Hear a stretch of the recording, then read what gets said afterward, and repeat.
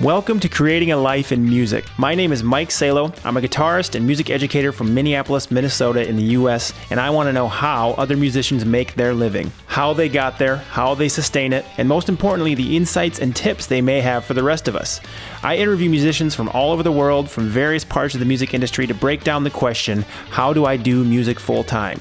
So join me as we discover the many different ways to create a life in music.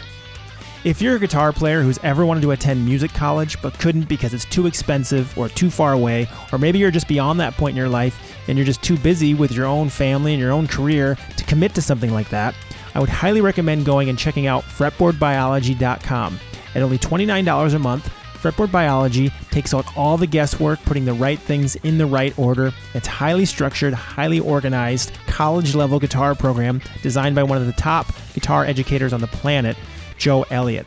Joe was head of the guitar department at McNally Smith for a number of years, where he designed the entire guitar curriculum, as well as being head over at Musicians Institute in Hollywood for many, many years.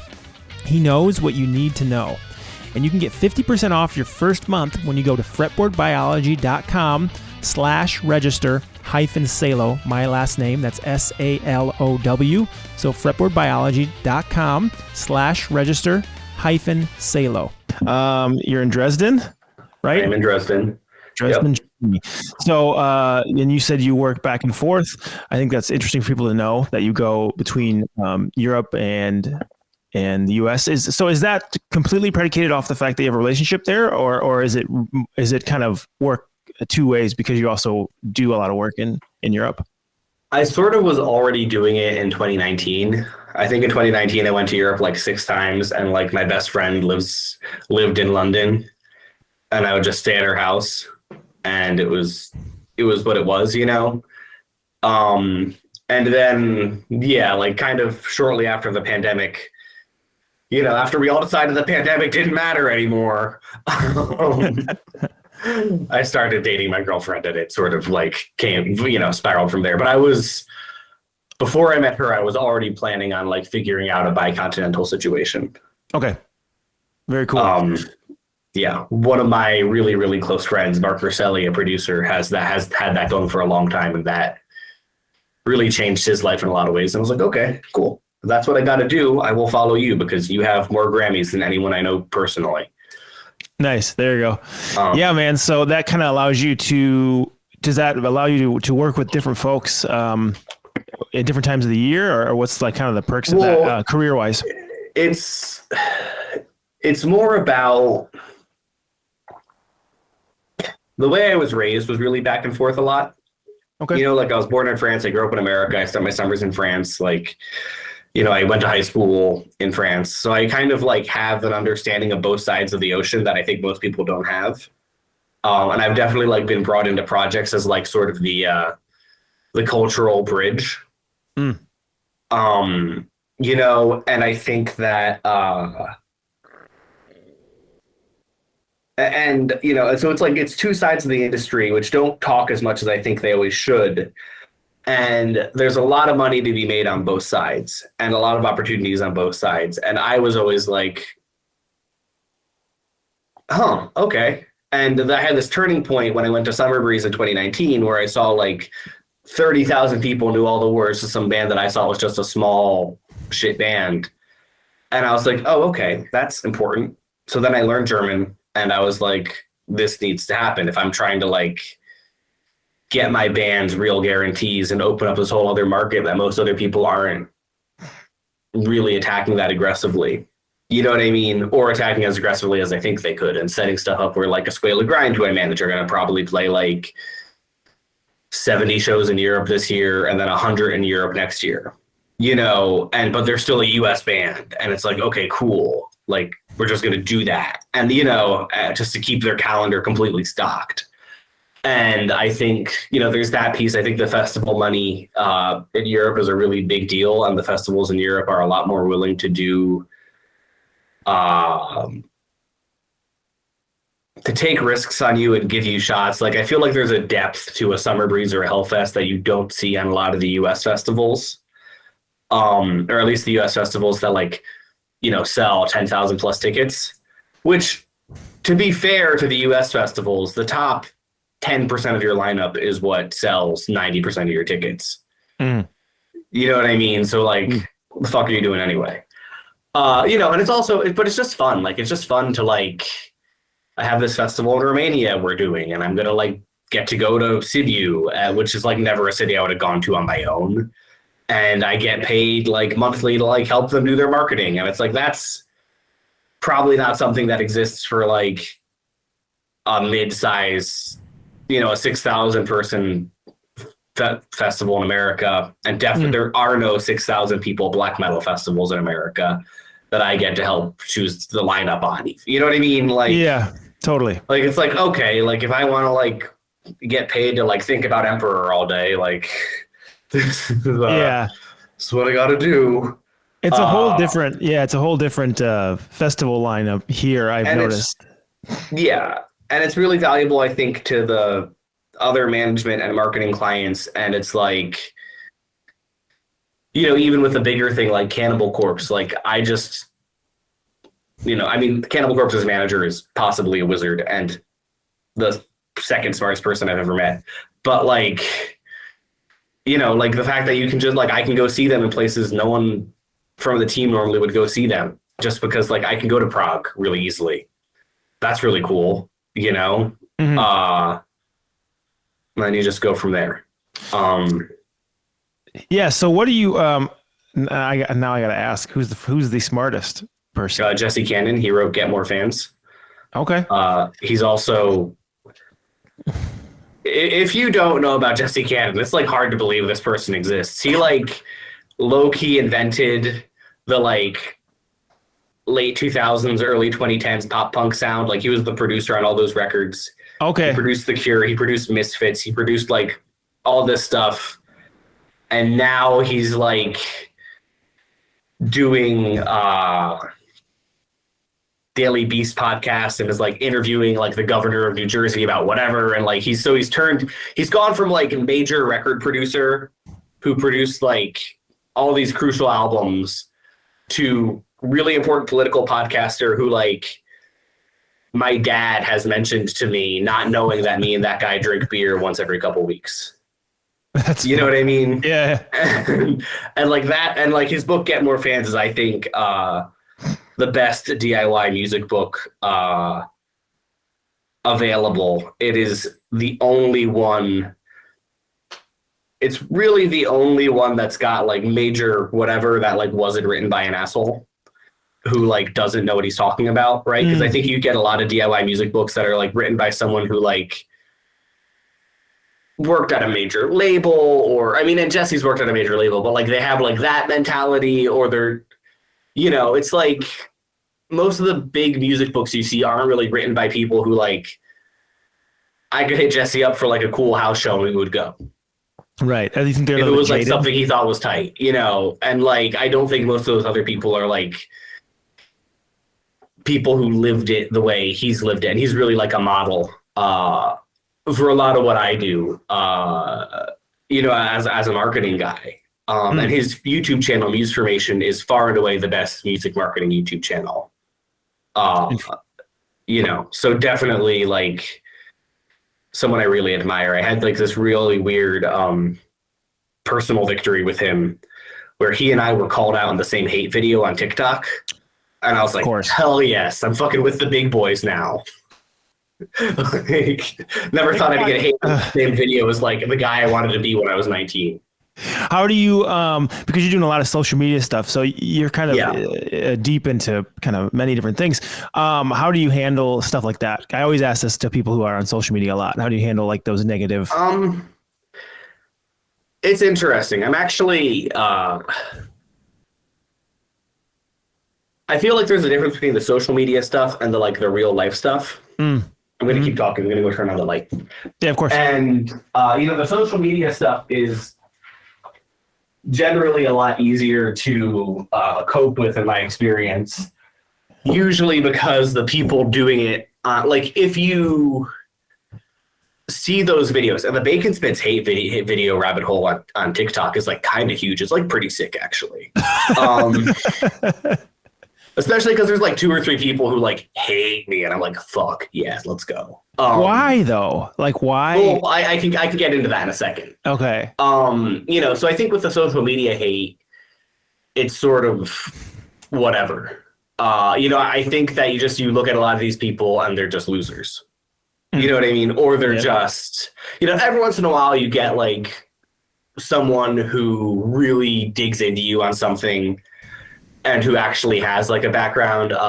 One of the main people that happened with, I ended up becoming friends with, and like we're cool now and we've collabed since. But she, like, and obviously, I think there's a lot more validity to getting a shitty video from like someone who is a serious touring musician versus like an unsigned artist who's mad that I didn't listen to their demo because the mix was terrible. Yeah, you know what I mean. So I think that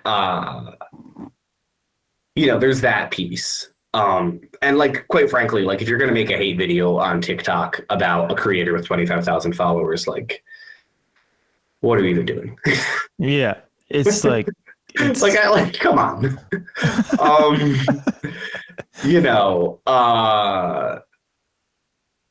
So that's sort of been my viewpoint, is like people hate, just because I think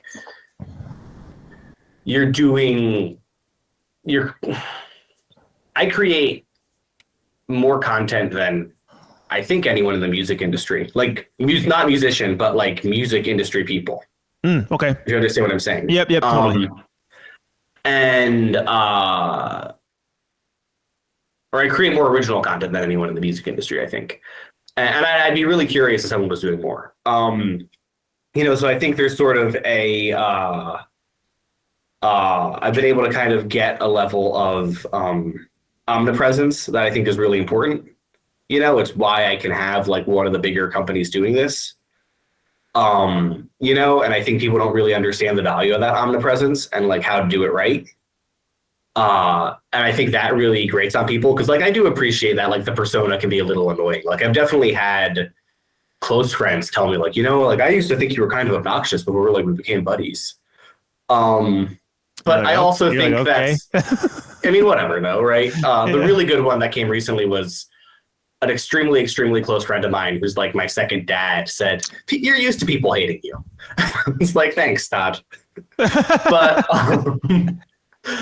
I think that like that just comes with the territory of just being out there. And I think that like ultimately, when you are claiming to come from a place of authority, telling people what to do, especially in a field that has a lot of shysters, it's really easy to assume this person is also a shyster. Right? Like it's very easy, because like I see it all the time, and I try to support a lot of the people who give good advice, which I think another thing I'm really proud of is that I think I support the other music industry content creators more than basically anyone else out there, by an order of magnitude. And but I just think like there's a lot of shysters out there doing this, or a lot of people who don't, who are kind of leaning into more obvious advice, or or not willing to say, like, I'll say like some pretty shitty stuff that like people don't want to hear, just because like it's true and it came up that day and I feel like someone should say it. Yeah. And I think that will provoke a lot of people when I say something like, look, like the one that recently got a lot of people going was I said, like, look, if you're like 2 or 3 albums deep and it's like not happening at all, like something needs to change. Which I think is a pretty reasonable piece of advice. That maybe I phrased it wrong, or people heard it differently than I said it, but spurred a lot of anger. Yeah. And I think that, part of the problem is with the nature of TikTok is I basically have 60 seconds to say whatever I'm going to say, which is kind of a horrible way to make a point of any depth. And then B, if someone's stitching you, which is kind of the common way to do these rebuttal videos, they're only stitching like 5 seconds of what you're saying. And like, I can take any 5-second statement of any opinion you've ever had and turn you into the devil. Exactly. You know what I mean? Like, so like, whatever, the in-person stuff I think is a little more hurtful, and I think you just have to use it as fuel. I think you just have to be like, fuck, these people think I'm weird or uncool or whatever, There's definitely like, I definitely understand that I'm not like one of the cool guys in the scene or whatever. And I kept thinking that would change. Like once I picked up like Cannibal Corpse and Neurosis in particular, I was like, okay, I fucking arrived. Like, this is it. And like, it sort of has arrived, and it's cool. Like, I go to whatever I want and I just show up and there's a table there and it's all, you're here. But like, I think you can always feel uncool inside. And I think that sort of translates to body language into something you have to kind of confront. It's kind of like what do they call it? Imposter syndrome. Yeah, exactly. But like, whatever. I think that the haters will fuel that a lot. I think you have to be aware of that, because that's it's tricky, If you're a guitar player or bass player, you should really have a copy of Guitar Pro tablature software. I've been using Guitar Pro for like 15 years, and I really can't live without it. At this point, it's sort of an industry standard within the guitar education realm, and it's really easy to use. You can make all your licks and write out all your songs, and you can actually use it in conjunction with ultimateguitar.com, where you can download Guitar Pro files and learn all your favorite songs. So I couldn't recommend this software enough. And if you use the code MikeGP at checkout, you can get 10% off your copy of Guitar Pro 8. That's Mike, MikeGP at checkout, guitar-pro.com. Yeah, it's funny you mention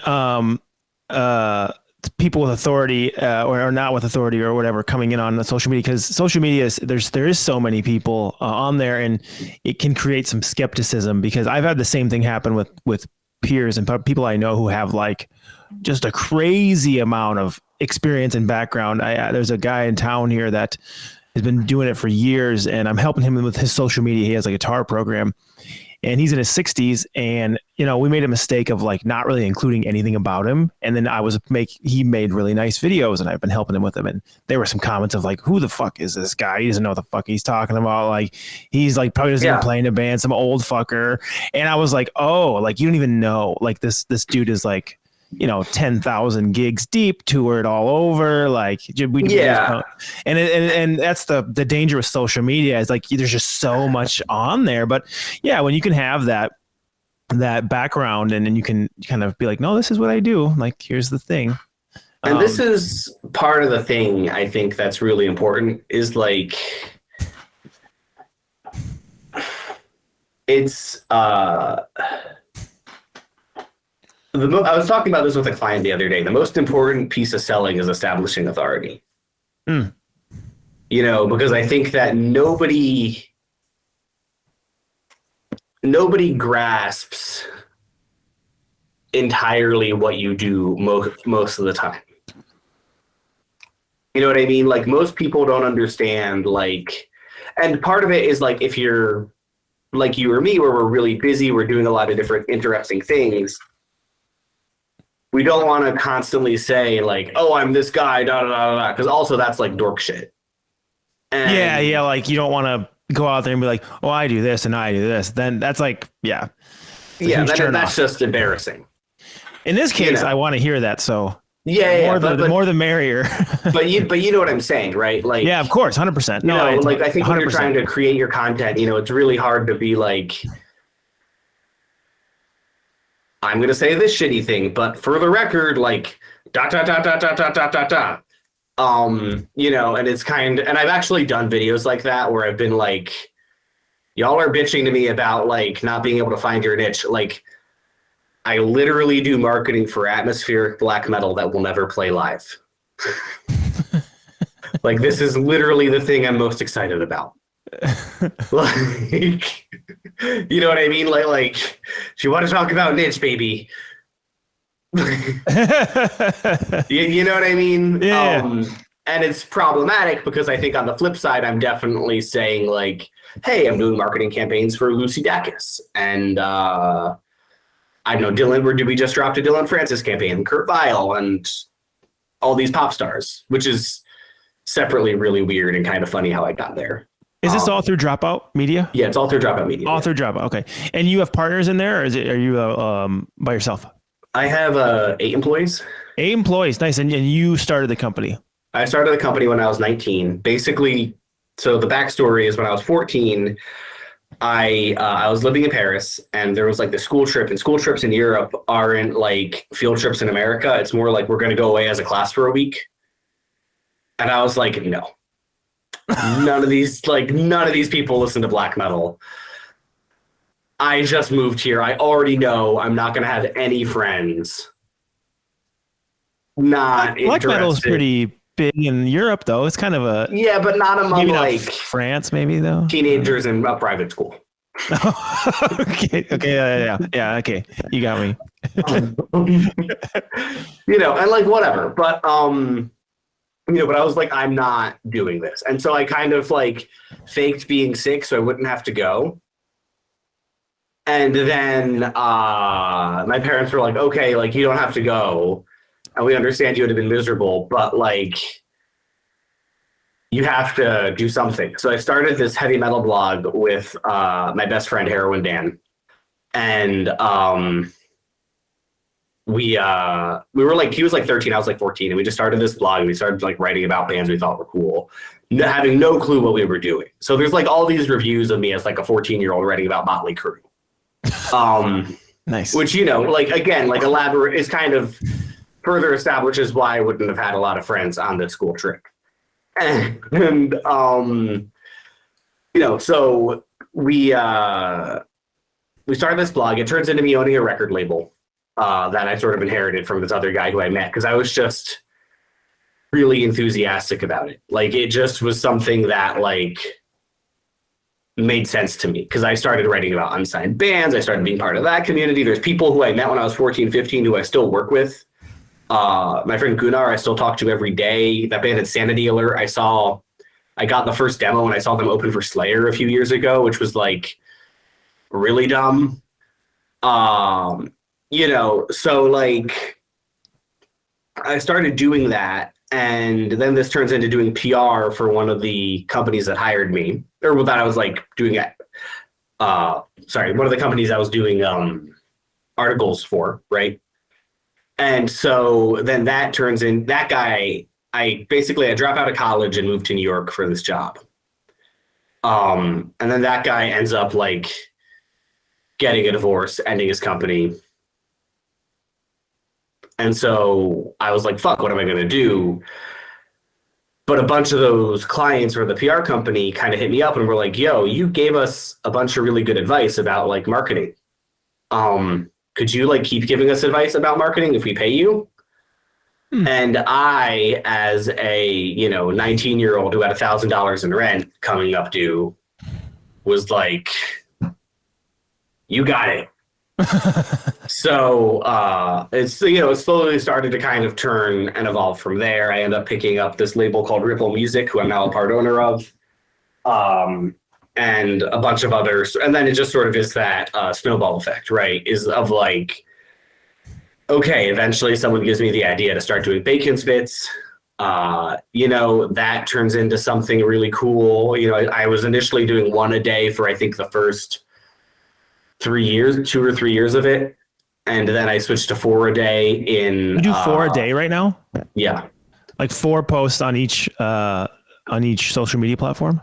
Yeah, but to be fair, one of them is just pointing and nodding at another person. It's a stitch. Okay, yeah, okay. That's funny. No, but like whatever, like it's content, man. It's like no, that's, I like that. That's like part of the, you kind of, so you do intentionally, you're like, one of them will be that every day. Yeah. Okay. Makes it life a little bit easier while still getting some content out. Well, yeah. Also, I think there's a lot of pages where the entire page is just like getting a rap, like clipping clipping rappers from talking about the music industry in interview sets, things like this, and then like taking clips from what they say and turning that into a piece of content and posting it. And that's cool, but the problem is that doesn't like actually contribute to your brand. But if my face is in it and I'm pointing at it, then it actually contributes to my brand, right? Like That's a good point. You know, because I want people to kind of see me and I want them to think of me. I don't, they're not going to necessarily read the username upload as Bacon Spits. They're just going to see like whatever, Sir Mix-a-Lot dropping some knowledge. Sir Mix-a-Lot is like super smart. It's kind of upsetting actually. Like it really ruins the magic of the Sir Mix-a-Lot discography. Well, he's got one of the smartest opinions ever to be had. He likes big butts. I mean, I'm sorry, I couldn't not. But, oh no, I know. But yeah, but like you get what I'm saying, right? Like, but like he's, but whatever. So I think that's a really important piece. And so when I started to do 4 pieces of content a day, I immediately started to like that was very quickly what it doubled my company in like 6 months. I went from making like okay, we're starting to be somewhere cool to like employees in 6 months because I went from 1 video a day to 4 videos a day. Wow.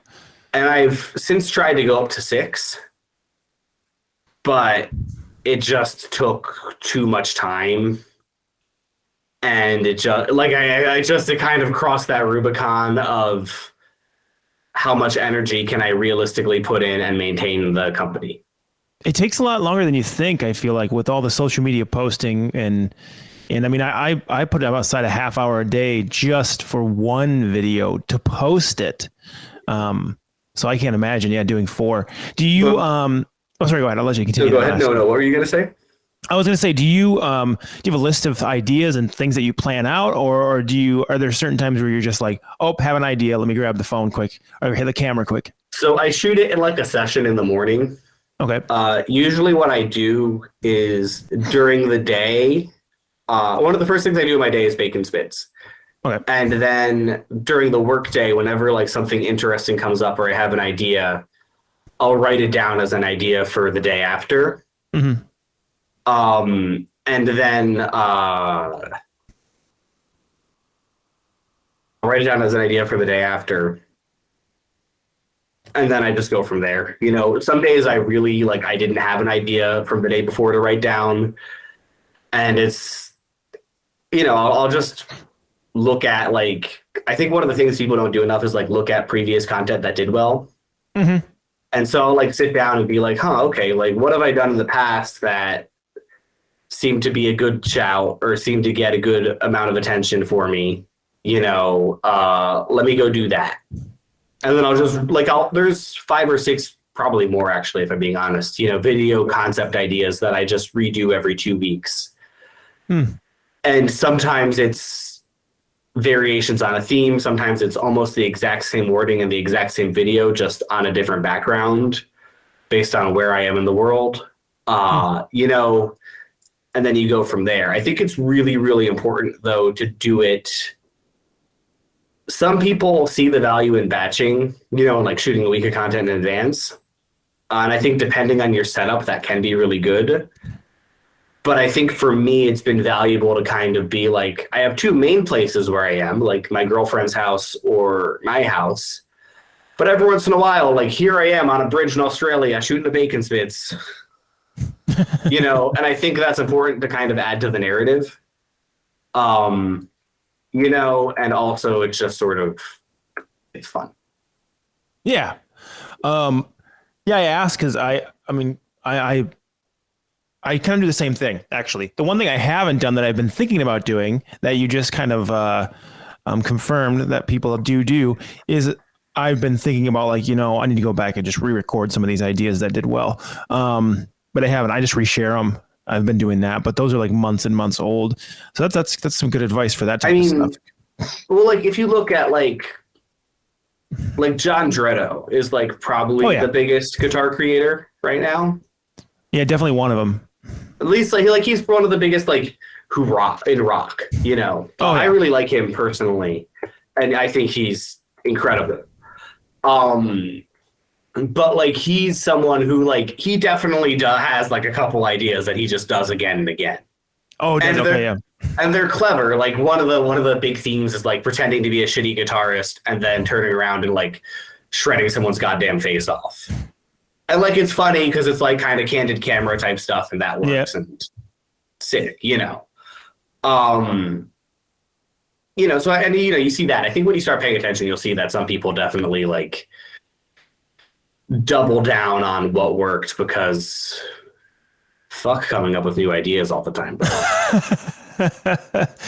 Yeah, man, it's a lot, and that's a question that I was going to ask next is you know, coming up with new ideas. Is that something that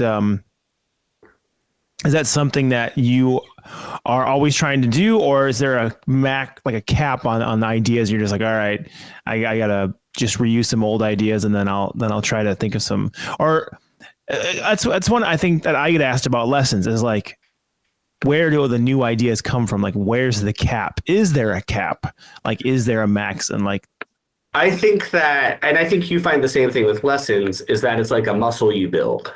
Mm-hmm. You know, like in my experience, it's like, you know, maybe it isn't as easy the first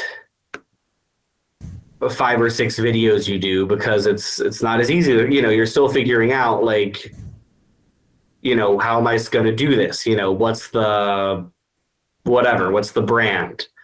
But I think that as I continued to do it more and more, I started to, I don't know, you just build up the muscle. You just build up the understanding of here's some ideas that work. Here's some ways to build up ideas that work, et cetera, et cetera. And I think that's really the approach that's worked for me. It's just treating it like working out. You get better every day. And then by doing consulting calls or talking to people or whatever, you know, you start to like develop other examples and you can use that example in the video, you know, like the same with you, like you're teaching, right? And then sometimes you're teaching a kid guitar and then you say something that like really stuck with the kid and you were kind of proud of it. And then you're like, fuck, I should just talk about that more. That's exactly what I do. Yeah. You know, like you're not, you know, it's not rocket science. You're just like, oh, like I said something off the cuff that kid liked and maybe all the other kids will like it. Yeah, that's exactly how I used to do it, or how I do it, where when I first started them, I would think back to things I would teach in class and things that, that struck. You'd be like, oh yeah, they like even simple stuff that I didn't really think about as being that cool. Like I remember I had a conversation with buddy Al Joseph and we were talking about some of the topics and I was like, it's so weird because you don't think about it at a certain level. It's just all the stuff you've learned over time just becomes kind of like part of that exact thing. It's just this swath of things, you know, you're not really thinking like this thing is really cool or this thing is cool until someone that you're telling it to kind of confirms it, of being like, oh, that was really eye-opening. And you're like, oh, well, I should share that. So I'm sure it's the same for you with some of that stuff. Like, and that's 100% what it is it's like, you know, I think it's like, there's that really, you know, Gary V, youth pastor of capitalism, has that really good point. Document, don't create. And I feel like that's something people don't understand. They don't understand really what that means, because what that means is just the shit that happens to you is the shit you should be sharing, not like some elaborate creation. One of the best things you can do as a musician is to protect your own hearing. I've been using these Eargasm high-fidelity earplugs for months now, and I really love them. They're nice and discreet, high quality, and they don't make any of the sound muffled. They let in the right frequencies that I need on gigs or at shows. You can get 10% off your order if you use code MSALO10 at checkout. That's my first initial M, my last name Salo, SALOW, 10 at checkout to get 10% off your order at eargasm.com. Right. Especially if you're a teacher. You can really kind of go off experience more than anything. So you were talking earlier about the festivals in in Europe, and I wanted to kind of talk about that a little bit. And you might know more about this than I do. I grew up in the metal scene a little bit, but as I've kind of developed my career, it's gone more towards just kind of away from that, doing a lot of teaching, and then most of the gigs I do are not even in that realm anymore. Still have like some passion projects that I have with some friends, and I've always been curious about what your opinion or what the reasoning is between. I think I've always noticed and I'm asking this from like an inexperienced person. I've always noticed just a huge difference in the scenes between Europe and the US. And you mentioned the festivals, and I'm curious what your thoughts are of like why that happens to be that way. Why like black metal and all these festivals that you were talking about are so much more prominent in Europe and really non-existent here. Not non-existent, but on the same level. Like when I think of festivals here, I'm like, oh, it's the festival has Lamb of God, and the festival has Killswitch, or like Five Finger Death Punch, or like Metallica. And there, it's the festival has really cool bands that you never see on a. Yeah, it's hey, we're gonna roll out Exodus in front of 50,000 people. Yeah. Hell yeah. Like you get that Iron Maiden playing to 100,000 people, and it's incredible experience. Yeah. Oh man, I'm seeing Iron Maiden in 3 months. Oh, nice. I forgot that. Nice. Nice. I saw them in Ozfest like 15 years ago or 20 years ago or something. But anyway. So I think that there's a couple things. I think that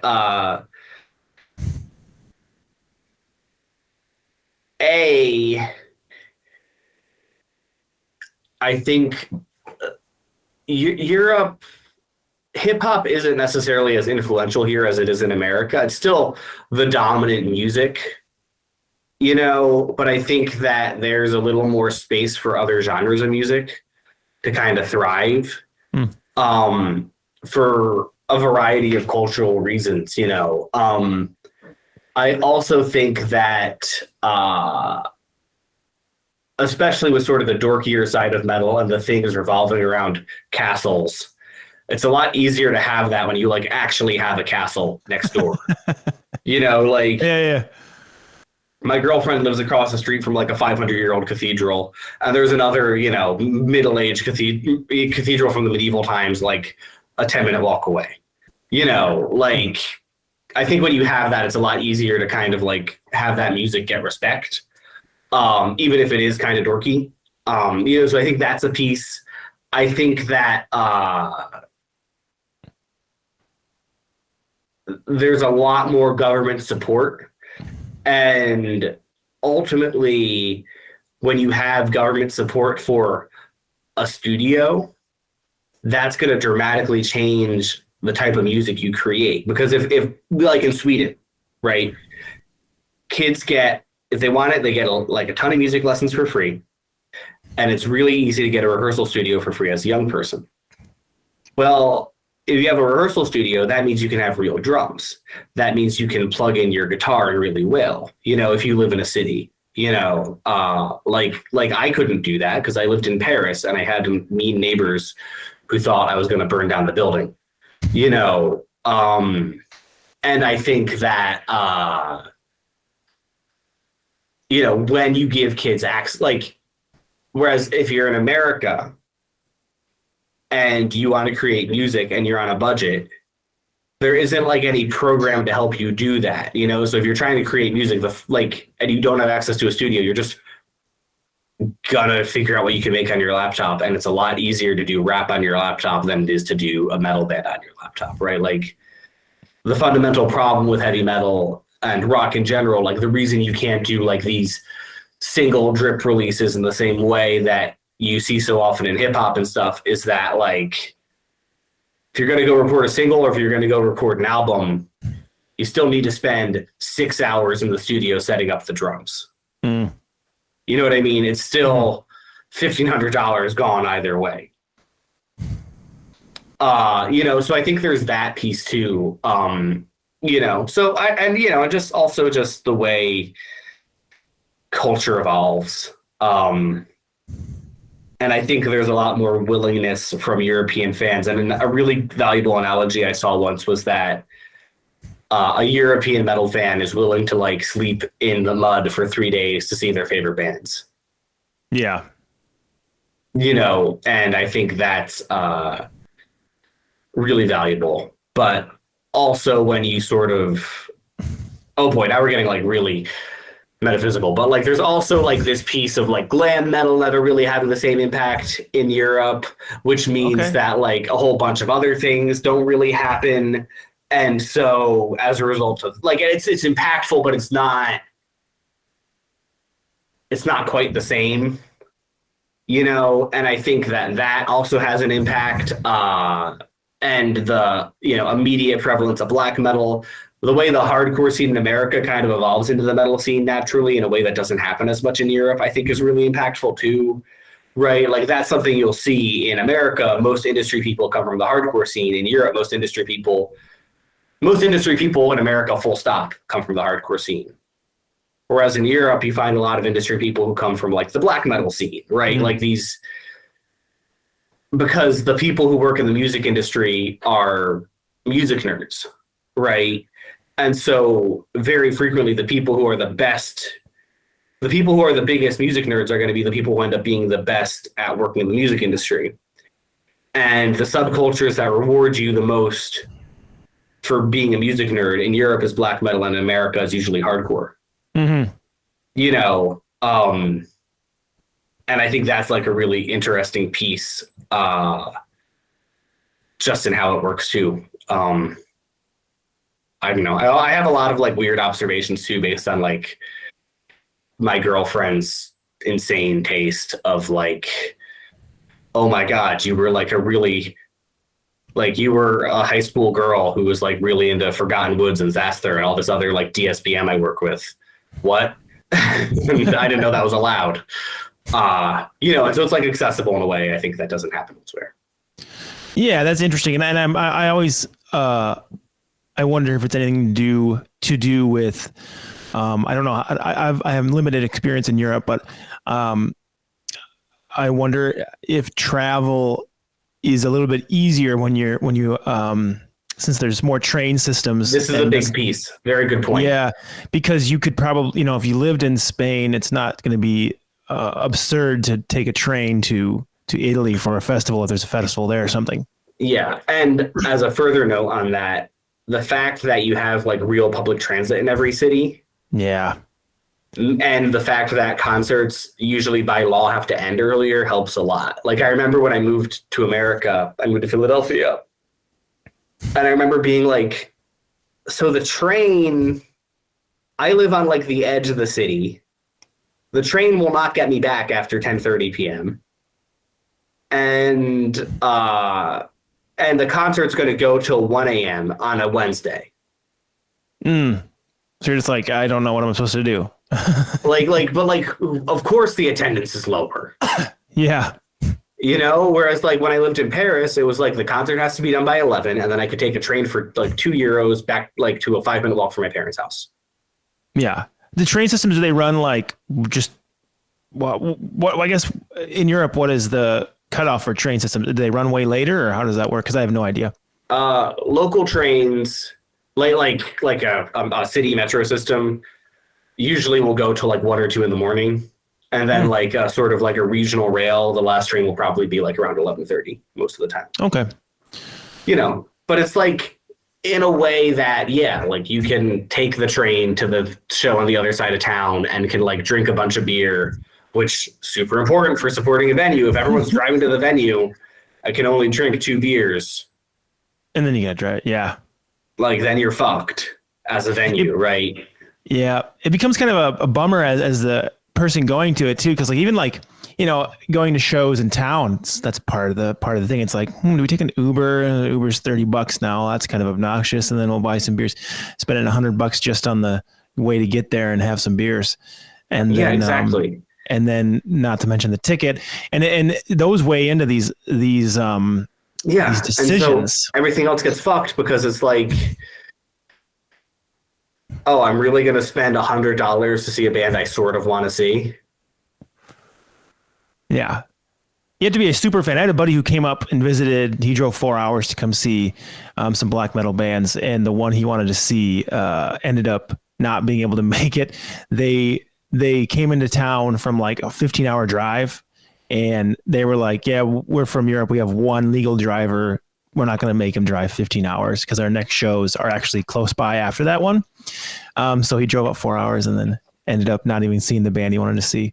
But there's not that many people who would even do that, like drive 4 hours around this area to go see. And he spent money on a hotel and for his, car to be parked for the whole night. And and it's just, it sucks, right? Like we're over here like complaining about but it's really true.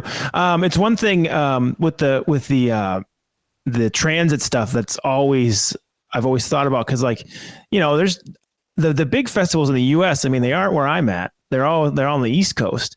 And being in the Midwest in Minneapolis, it's like, yeah, you're lucky if anything like that comes through. And then that's a hard one. Yeah. And if you want to go to the East Coast, you're flying, or you're going through a very horrible drive. But yeah, man. So why don't we go, I'll ask one of these Patreon questions. And this is from JT. He said he's in a band that's solely focused on writing and recording original material. How realistic is it? And how would your company's services help a band comprised of middle-aged dudes, late 30s and 40s? How would you help them get their material to the masses? Also, well, I'll ask the next one after that. Okay. It's like rock stuff. Yeah. So, I mean, I kind of assumed, given I looked at your following a little bit and I was like, yeah, okay, this is something I can speak to. I've definitely like been pulled into like kind of like hip hop podcasts outside of my league. But what I would say is, if your primary focus is like writing, you're a pure studio project. There's a couple things. A lot of it depends on the genre. Like, just to circle back, black metal is much more interested in a pure studio project than like radio rock or something. That all being said, I think that what really serves those bands, go look at 25 other purely studio bands who you like, see the kind of content they're creating, imitate that. Okay. B, if you're rehearsing together, take videos of that, shoot that. That can be really compelling content. There's like a band, Cerebellion, who do that really well. Like, it's exciting to watch them do it, because they're just like, they're rocking out the way they would rock out on stage, but it's just them like crammed together in the rehearsal space so that the camera can see them. I think that's really cool, Otherwise, I think the things that really work are just general playthroughs, especially if they're done in an exciting way, especially if you're like showcasing the shreddy part, that can work really well. And then also realizing that in many cases, a studio project like that is really music for musicians. Right. And understanding that, like, okay, the content I create is going to be content for musicians, so talking about gear, breaking down the actual songwriting tactics, so talking directly into the camera and stuff like that, I think is also really, really beneficial to kind of building that up and then going from there. Mm-hmm. And you mentioned talking to the camera, which I think is really important. And one thing that you do that I noticed, and I think that is just one thing that people don't really think about, is eliminating space within the conversation happening.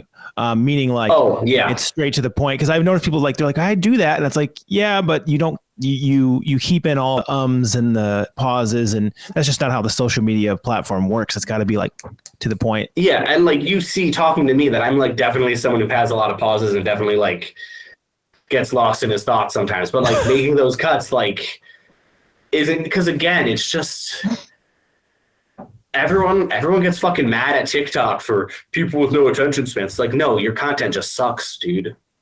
Right. Like, You have to, it's just the way of the world. You kind of have to lean into it. I think when people get upset that way, it's like, yeah, but this is what it is. Like, you kind of, for me, I'm like, well, I'm just going to lean into the fact that like, that's what's going to get people's attention. Like, so those people are the outliers who, you know what I'm saying? Like the people who are saying that, they're the outliers of the people who are going to actually appreciate what you're doing because they want that fast thing.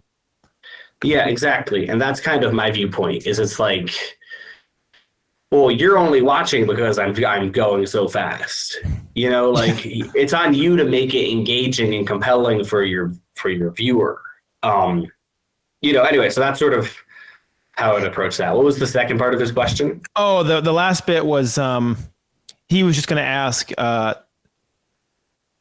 mean that basically covered it. The other one he was going to ask was your thoughts on services like DistroKid. I mean, I think that's crucial to get on Spotify, you know, straight up. Like DistroKid is really good. Ditto Music is really good. Symphonic Distro is good. You know, I think they all have sort of pluses and minuses depending on whatever. You know, I would generally just try to look. I think the advice I would give, because the pricing is pretty similar on most of them. So the advice I would give is like look at the extras they provide and then decide from there which has the best extras. Yeah, and then it's really now that I see that question, it's really kind of a must to pick one. If you're going to be releasing music, you kind of have to. I use DistroKid. I used to use TuneCore, but it just I didn't like it as much, so I switched to DistroKid. And I think I saw you were promoting some Ditto stuff at one point. Yeah.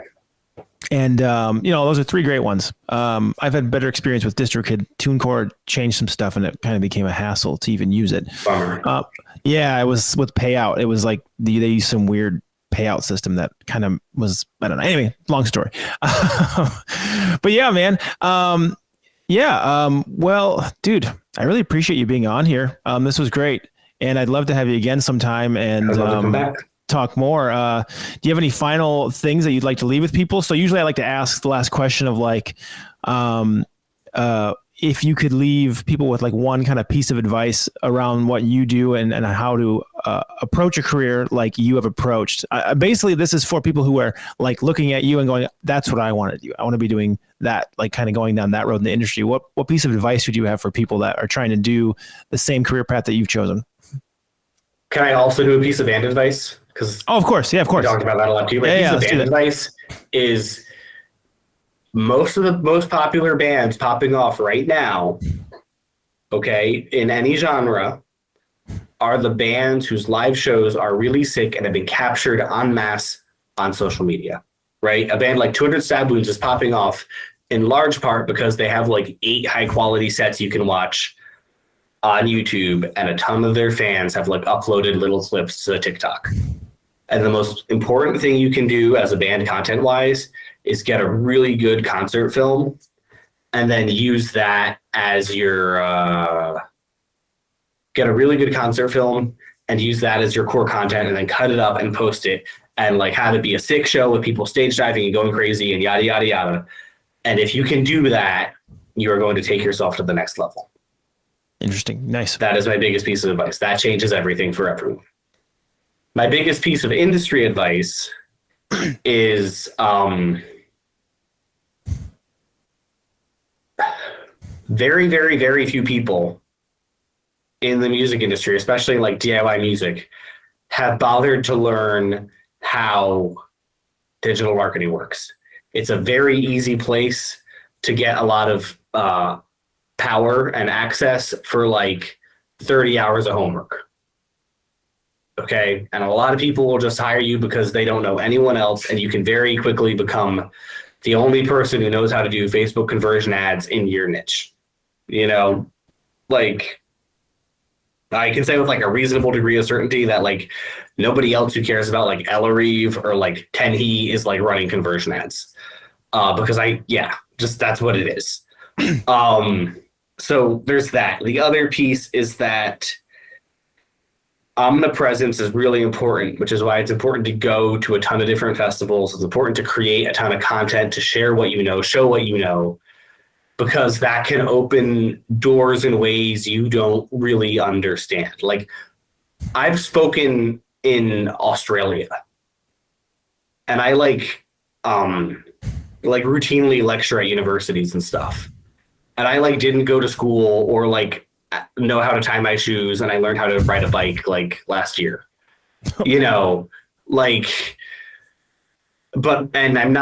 I don't think that much smarter than a lot of these other people doing it. I know Jesse Cannon, but I am creating a lot of content. And so I get put into the same conversation as him. And it's not, and that's all it is if you create content and put yourself out there, you get into those conversations and people will see you whether they like it or not. And that's going to turn into something, but you have to do that. And a bunch of other people don't want to do that, and they instead get stuck working at a record label, making no money for 10 years before they're able to become a manager. And I like my lifestyle. There you go. Cool, man. Well, yeah, I appreciate it. Any last things you'd like to promote or talk about or let the people check out? Go follow Bacon Spits. Watch all my videos. Make hate videos. Talk about me. Let's go. There you go. Awesome. Bacon Bits. There you go, Matt Bacon. Appreciate you being on. And Thank also you so much, Mike. Dropout. Oh, I just cut out a little bit there. Check out Dropout Media too. But until next time, man, I appreciate you coming on. For sure. And, this was genuinely one of the best interviews I've done. Thank you. Oh, thank you. I appreciate that. Yeah. We'll do it again sometime. It'd be great. And and maybe when you're back in the States, we can have a beer over an evening podcast one. We'll make it happen. Yeah, there we go. All right, man. Have a good one. Bye now. We'll see you. If you'd like to join my Patreon to get your questions answered by the guests, then you can go to patreon.com/Mike Salo.